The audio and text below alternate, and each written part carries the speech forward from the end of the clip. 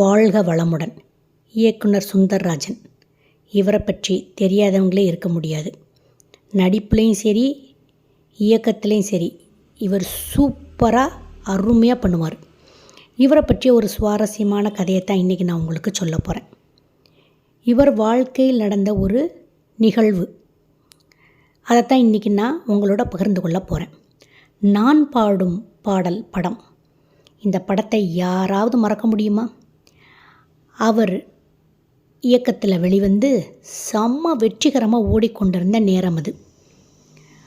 பல தயாரிப்பாளர்கள் அவரோட வீடு தேடி வந்து அடுத்த படம் எனக்கு பண்ணி கொடுங்க, அடுத்த படம் எனக்கு பண்ணி கொடுங்க அப்படின்னு சொல்லிட்டு கேட்குறாங்க. ஆர் சுந்தர்ராஜன் தெளிவாக ஒரே ஒரு விஷயத்தை தான் சொல்கிறார். இப்போதைக்கு எனக்கு ஒரு வீடு வேணும், எனக்கு சொந்த வீடு இல்லை. ஸோ நீங்கள் யாராவது சொந்த வீடு வாங்கி கொடுக்கறதுக்கு எனக்கு அட்வான்ஸ் கொடுத்தீங்கன்னா உங்களுக்கு நான் படம் பண்ணி தருவேன். இது ஒன்று தான் கண்டிஷன் அப்படின்னு ரொம்ப தெளிவாக சொல்லிடுறாரு. ஏவிஎம் நிறுவனம் அவரை கூப்பிடுது. சரி, உங்களோட கண்டிஷனுக்கு நாங்கள் ஒத்துக்கிறோம், அட்வான்ஸாக 2 லட்சம் ரூபாய் கொடுக்குறோம், நீங்கள் வாங்கிட்டு போய் உங்கள் வீடுக்கு அட்வான்ஸ் கொடுங்க, அதுக்கப்புறம் நம்ம பேசிக்கலான்னு சொல்கிறாங்க. இவர் கொஞ்சம் தயக்கம் காட்டுறார். அடுத்த படத்துக்கான கதை இன்னும் ரெடி ஆகலேன்னு.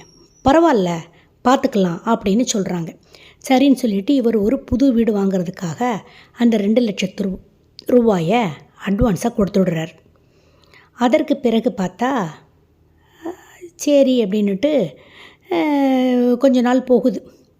கொஞ்ச நாள் கழித்து இவர் கதை தயார் பண்ணிவிட்டு அந்த கதையை எடுத்துகிட்டு போகிறார் ஏவிஎம் நிறுவனத்துக்கு. அந்த கதை தான் வைதேகி காத்திருந்தால் படத்தோட கதை. ஏவிஎம் நிறுவனத்திட்ட போய் தன்னோட கதையை சொல்கிறாரு. கதையை வந்து ஆர் சுந்தர்ராஜன் அருமையாக தயார் செஞ்சுருக்காரு. உடனே அந்த கதையை கேட்குறாங்க. ரொம்ப நல்லா இருக்குன்னு சொல்லி ஏவிஎம் நிறுவனம் பாராட்டுது. அப்போது ஹீரோவை யாரை போட போகிறீங்கன்னு கேட்குறாங்க. இவர் ஆர் சுந்தர்ராஜன் சொல்கிறாரு, நான் விஜயகாந்தை போட்டால் தான் ரொம்ப பொருத்தமாக இருக்கும் அப்படின்னு நான் நினைக்கிறேன், இந்த கேரக்டருக்கு அவர் தான் பொருத்தமாக இருப்பார் அப்படின்னு சொல்கிறார்.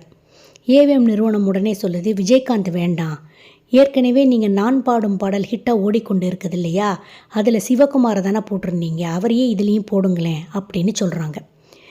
ஆர் சுந்தர்ராஜன் சொல்கிறாரு, இல்லை அப்படின்னு சொல்லிட்டு தன்னோட கொள்கையில் ரொம்ப உறுதியாக நிற்கிறாரு.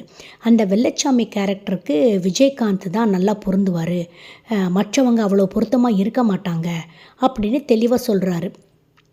உடனே ஏவிஎம் நிறுவனம் சொல்லுது, இதில் எங்களுக்கு கொஞ்சம் கூட உடன்பாடோ சம்மதமோ இல்லை அப்படின்னு சொல்லிட்டு நாங்கள் உங்களுக்கு அட்வான்ஸாக கொடுத்த தொகையை எங்களுக்கு நீங்கள் திருப்பி கொடுத்துருங்கன்னு சொல்லிடுது.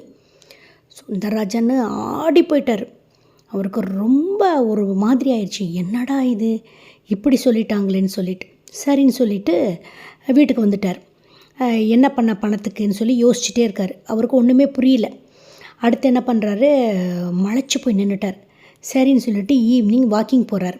அப்படியே அவர் வாக்கிங் போய்கிட்டு இருக்கும்போது தூயவன் அப்படிங்கிற ஒரு கதாசிரியர் இவருக்கு எதிர்த்தாப்பில் வரார். என்ன சார், எப்போவும் வாக்கிங் வரும்போது ரொம்ப சந்தோஷமாக இருப்பீங்க, என்ன நடந்தது, முகத்தில் இவ்வளோ சோகம் தெரியுதே அப்படின்னுட்டு கேட்குறார். இதுக்குத்தான் நம்ம வாக்கிங், கோயில் எல்லாம் நடந்து போகணுங்கிறது. போகும்போது வரும்போது நம்ம ஃப்ரெண்ட்ஸ் யாரையாவது பார்த்தா நம்மளோட சோகத்தை சொல்லலாம், சந்தோஷத்தை சொல்லலாம், கொஞ்சம் சிரித்து பேசலாம், எங்கேயாவது ஒரு பானிபூரி சாப்பிட்லாம். இதுக்கு தான் வாக்கிங் கண்டிப்பாக போகணுன்னு நான் நினைப்பேன் அடிக்கடி. சரின்னு வாக்கிங் போயிட்டுருக்காங்களா, வாக்கிங் போயிட்டுருக்கும்போது பார்த்து 2 பேர் பேசுகிறாங்களா, ஒரு இடத்துல உட்காந்த உடனே இவர் வந்து தன்னோட கதையை பூரா சொல்கிறார்.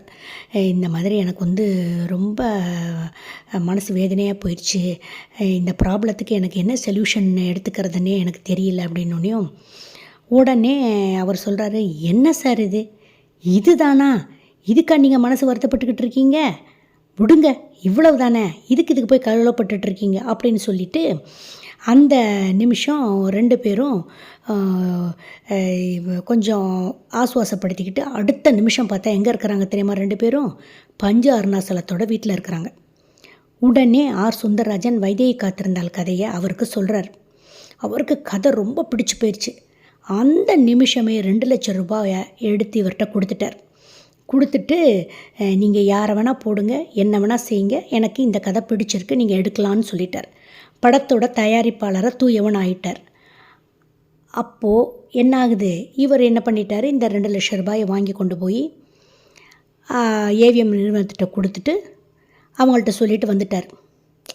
வீடு வாங்க ஆசைப்பட்டார் ஆர் சுந்தரராஜன். அப்போ இந்த பிரபஞ்சம் என்ன பண்ணிச்சு, அவருக்கு ஏவிஎம் மூலமாக 2 லட்சம் ரூபாயை வாங்கி கொடுத்தது. அதே பணத்தை ஏவிஎம் நிறுவனத்துக்கிட்ட இவர் திரும்ப கொடுக்கணும் அப்படிங்கிற ஒரு நிலைமை வந்தபோது கூட ஒரு தயாரிப்பாளரை காட்டி அந்த ரூபாயை இவருக்கு வாங்கி கொடுத்ததும் இந்த பிரபஞ்சம்தான். நமக்கு எது தேவையோ அதை நமக்கு கொடுக்கறதுக்கு இந்த பிரபஞ்சம் ரெடியாக இருக்கிறது. ஆனால் நாம் தான் இந்த பிரபஞ்சத்துக்கிட்ட எதையும் கேட்க மாட்டேங்கிறோம். தப்பு தப்பாக கெட்டதெல்லாம் பேசுகிறோம். நம்ம என்ன கெட்டது பேசுகிறோமோ அது இந்த பிரபஞ்சத்திட்ட போய் அப்படியே நமக்கு திரும்ப வந்துடும். நாசமாக போகணும் அப்படின்னு ஒருத்தனை சொன்னான்னாக்கா அந்த பிரபஞ்சம் நினைக்குமா, இவனுக்கு நாசமாக போகிறத ரொம்ப பிடிச்சிருக்கும் போல இருக்கேன்னு சொல்லிட்டு நம்மளை நாசமாக போன்னு சொல்லிடுமா. அது மாதிரி நாம் நல்லா இருக்கணும், வாழ்க வளமுடன், நான் ரொம்ப ஹாப்பியாக இருக்கேன், எல்லாரும் ஹாப்பியாக இருக்காங்க அப்படின்லாம் நம்ம சொன்னோன்னா, இவன் ஹாப்பியாக இருக்கிறது இவனுக்கு பிடிச்சிருக்கு போல இருக்க, போ நீ ஹாப்பியாக இரு அப்படின்னு சொல்லிடுமா. அதனால தான் நாம் இந்த பிரபஞ்சத்துக்கிட்ட மனதார நல்லவைகளை கேட்டு பாருங்கள். அது கண்டிப்பாக உங்களுக்கு நடக்கும். நல்லவற்றை உங்களுக்கு அள்ளி அள்ளி கொடுக்கும். அதற்கு நமக்கு அசைக்க முடியாத தன்னம்பிக்கை இருக்க வேண்டும். அந்த தன்னம்பிக்கை இருந்தால் நம்ம வாழ்க்கையில் எந்த இடத்துலையும் ஜெயிச்சுட்டு போய்கிட்டே இருக்கலாம். அடுத்து ஒரு சூப்பரான பதிவில் உங்களை நான் சந்திக்கிறேன். அது வரைக்கும் காத்துக்கிட்டுருங்க. டாடா பாய்.